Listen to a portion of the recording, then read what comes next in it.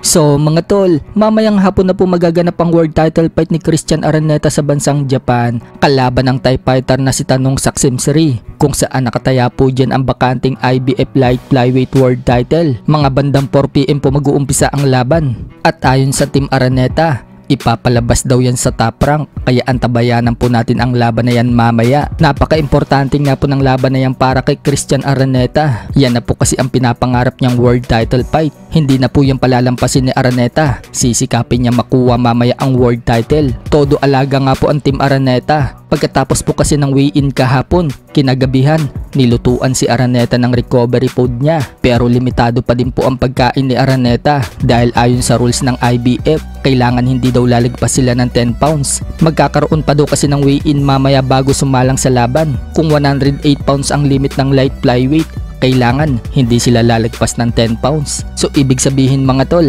hanggang 118 pounds lang ang kailangan nilang idagdag bago sumabak sa laban.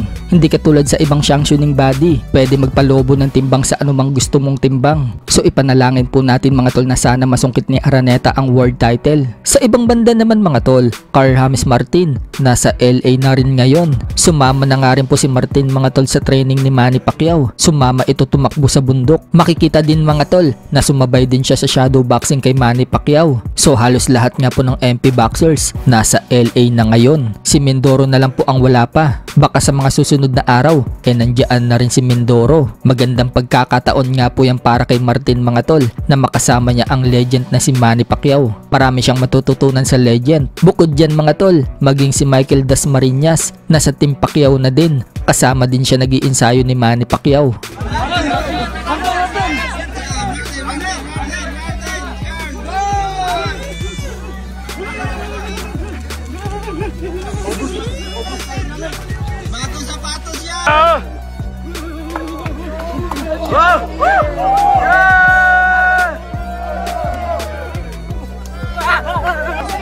Yeah!